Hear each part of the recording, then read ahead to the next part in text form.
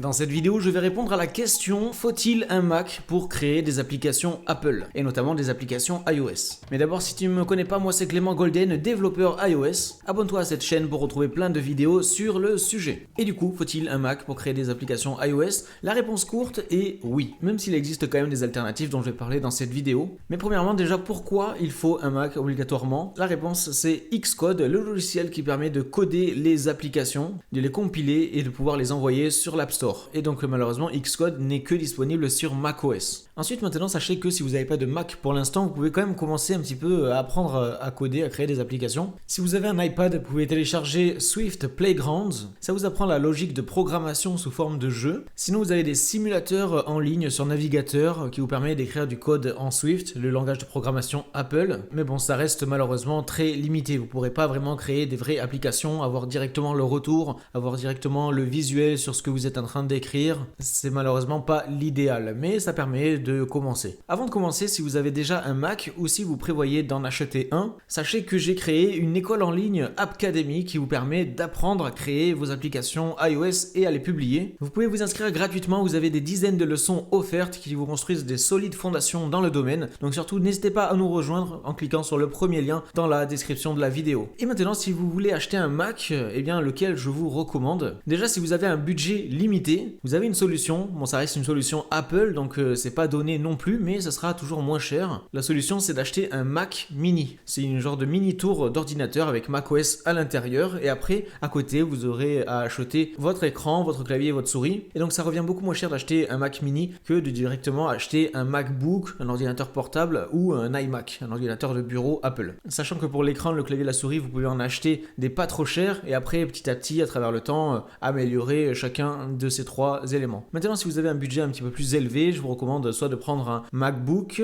ou un iMac. Donc ça va dépendre de vos préférences personnelles. Moi, je préfère travailler sur iMac ici à mon bureau, même si j'ai quand même un MacBook pour travailler chez moi. Mais voilà, tout ça va dépendre de vos préférences. Ensuite, si vous devez acheter un Mac, au niveau des composants, en 2025, déjà, je vous recommande d'avoir, si possible, 16 Go de RAM, même si 8 Go, ça peut aller, même si c'est pas forcément l'idéal. Là, mon iMac, il est en 8 Go et des fois, ça devient vite limité. Mon MacBook est en 16 Go, donc ça marche beaucoup mieux. Sinon, au niveau du processeur, là aussi en 2025, je vous recommande d'avoir au grand minimum une puce Apple M1. Et ça, c'est le grand minimum. Je vous déconseille fortement de prendre un Mac avec une puce Intel. Ça, c'est vraiment plus possible aujourd'hui. Je vous déconseille fortement, ça devient vite très limité. Et vous allez avoir pas mal de mal à travailler. Déjà que la puce M1 aujourd'hui, c'est assez limite. C'est ce que j'ai sur mon iMac et on arrive vite au bout. Sur mon MacBook, j'ai une puce M4 et déjà, c'est tellement mieux. Ça va 2 fois plus vite. Donc pour résumer, minimum, je vous recommande une puce Apple M1. Et après, plus vous prenez une puce récente, M2, M3, M4, mieux ça sera. Après, vous avez une solution hybride entre les deux, entre ordinateur portable et de bureau. Vous pouvez prendre un MacBook et ensuite mettre des écrans sur un bureau et directement les connecter à votre MacBook. Et travailler comme si vous étiez à un bureau, clavier souris, écran externe, tout ça. C'est ce que je vais bientôt faire, vu que mon iMac M1 est un petit peu limité pour ce que j'ai à faire. Je vais bientôt prendre mon MacBook et le brancher à des écrans, clavier souris, et ça reviendra au même finalement, mais j'aurai 2 fois plus de puissance. Donc ça, c'est la méthode hybride. Sinon, si c'est toujours trop cher d'acheter un Mac neuf, vous pouvez l'acheter d'occasion. Encore une fois, je vous recommande d'avoir au minimum la puce M1. Et sinon, vous pouvez louer un Mac sur le cloud. Vous allez sur un navigateur et vous pourrez directement